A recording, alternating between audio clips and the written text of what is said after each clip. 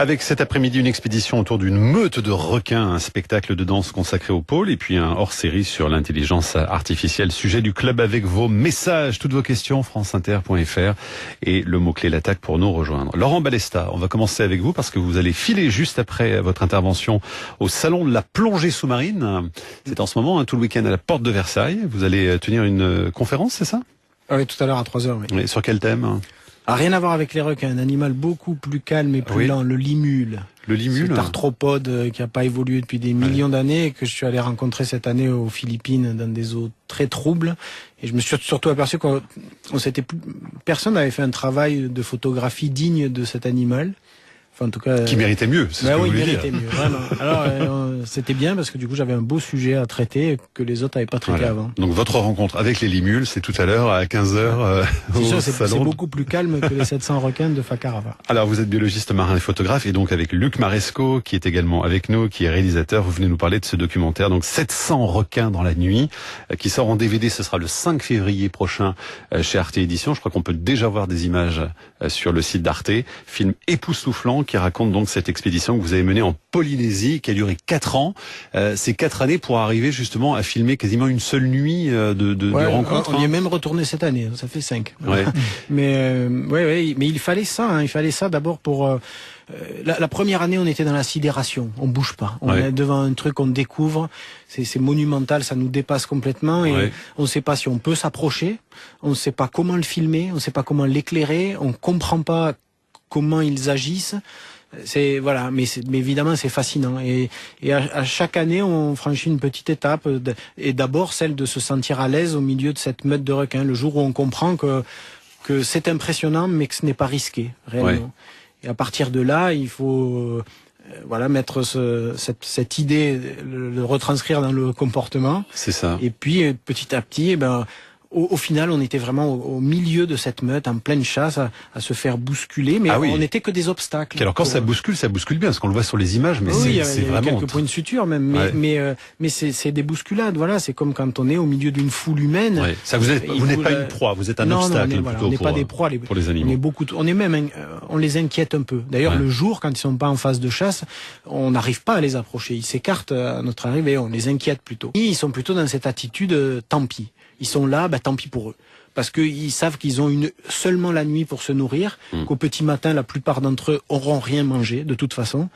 Et donc, même si on est là, tant pis pour eux, quoi. Voilà. Donc, ils nous bousculent, mais il n'y a pas d'agression, et surtout pas de tentative de nous dévorer ou ce genre de fantasme. Là, c'est le mérou qui est au menu c'est surtout le pauvre mérou qui vient se rassembler chaque année par milliers, qui lui vient là parce qu'il a besoin de la passe pour pondre et que ses œufs soient projetés dans l'océan grâce au courant de la passe. Donc il vient dans cette passe.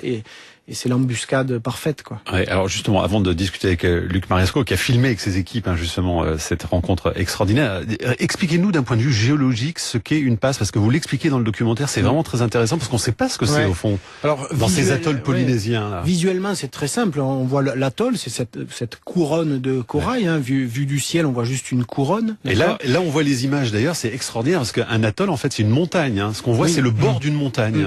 Qui est posée sur 3000 mètres de fond à peu près, en tout cas dans les Tuamotu c'est comme ça, et qui arrive jusqu'à la surface, et donc il y a cette couronne de corail qui affleure à peine au niveau de la surface. Et puis à un endroit, 2 endroits, 3 endroits autour de cette couronne, il peut y avoir des fractures.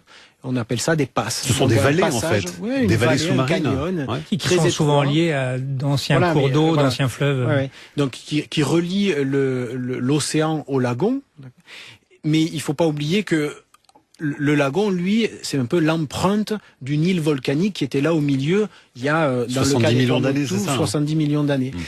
Et c'était une île sur laquelle il pleuvait, des rivières coulaient, et les endroits où les rivières formaient un estuaire et cet estuaire se jetait en mer, là le corail ne pouvait pas pousser. Donc la barrière de corail qui se constitue autour de l'île volcanique originelle marque l'empreinte de l'île, sauf à l'endroit des estuaires, des rivières, parce que là le corail pousse pas. Et puis le volcan disparaît, la couronne, elle, se maintient puisqu'elle est vivante.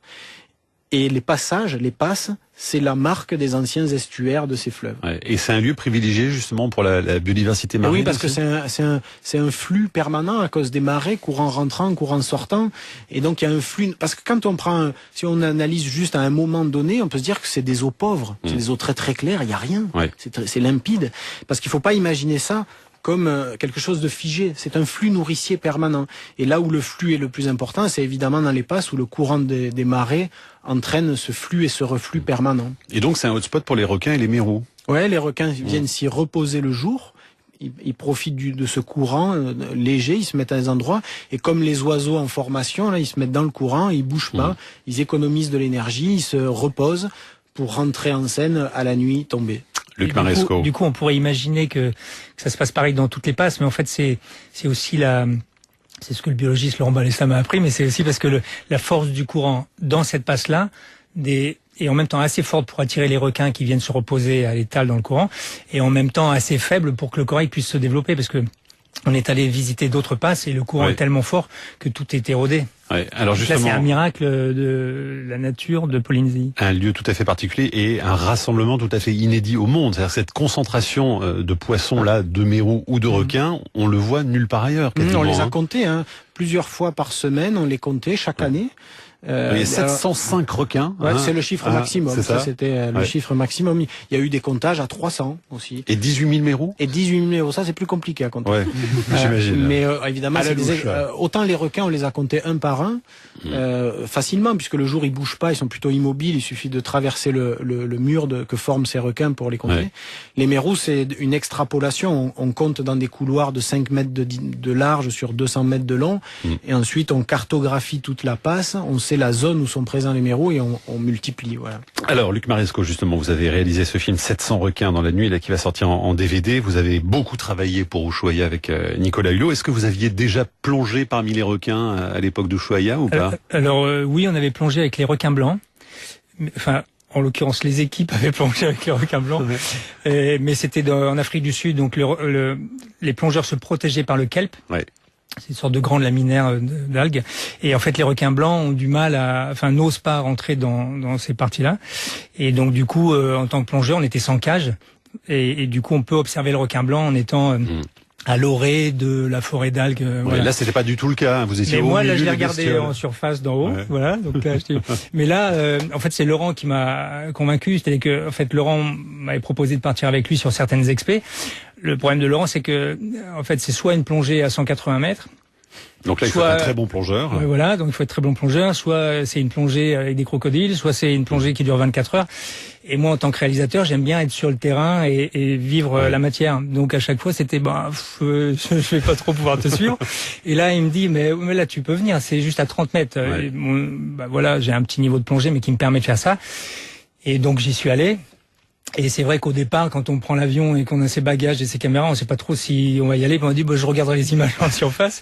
Et bon, petit à petit, l'attitude de l'équipe, la sérénité qu'elle développe après ces 4 années, pas la première année, mais après ces 4 années, on se dit, ok, on y va. Et d'ailleurs, Laurent Balessa, vous aviez les meilleurs aussi avec vous, parce que vous avez fait venir des spécialistes des requins du monde entier, et qui d'ailleurs, eux-mêmes n'avaient jamais vu ce rassemblement. On va écouter un extrait du documentaire qui témoigne de la surprise qu'ils ont ressenti en voyant justement ces animaux. T'as compté tous tes doigts, tu les as tous? Non, moi ça va, je fais mes gars. Vous savez, j'ai fait de la plongée partout dans le monde avec les requins, mais je n'avais jamais vu ça de toute ma vie. C'était incroyable. Je suis si content d'entendre ça de la part de quelqu'un comme toi. C'était dingue. Regardez sa tête. En 25 ans de plongée, j'ai dû assister à une prédation seulement 1 ou 2 fois. Et ici, tu sais même pas combien. J'ai arrêté de compter. Ouais, t'as arrêté de compter. Oui, parce que là, ça croque dans tous les sens, hein, Laurent Balesta. Ouais, c'est le méro qui devient un sandwich, quoi, finalement. Ouais, mais il faut pas si facilement il faut que ça, pas d'ailleurs. imaginer que le requin est le truc surpuissant et la proie, le petit animal faible, tout ça, ils ont tous évolué en même temps pendant des millions d'années.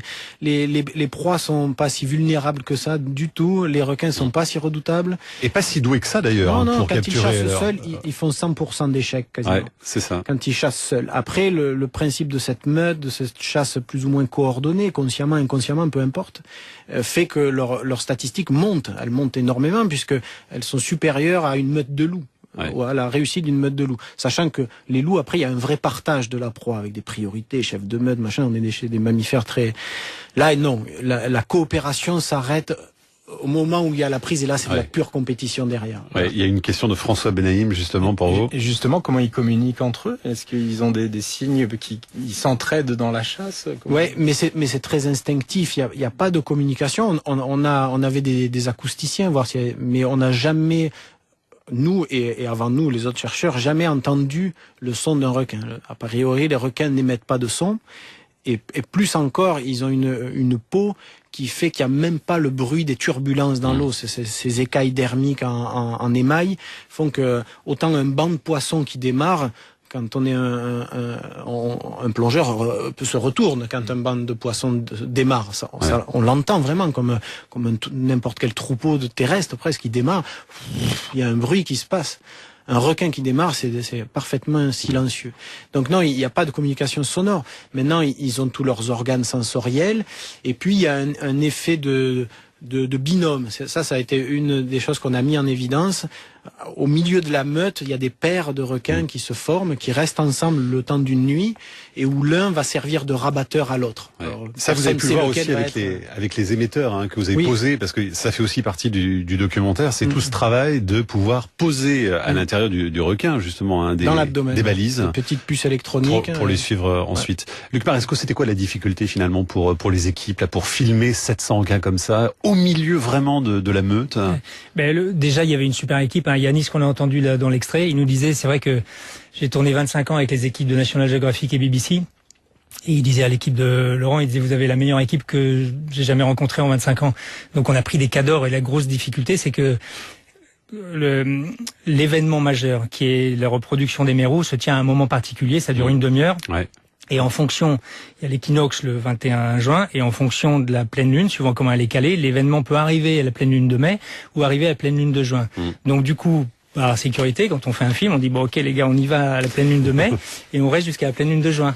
Et là, on a 5 cadors de la plongée qui veulent tous faire les meilleures images et on plonge et on a un mois d'images. Donc c'est vrai que je me suis retrouvé avec 360 heures d'images.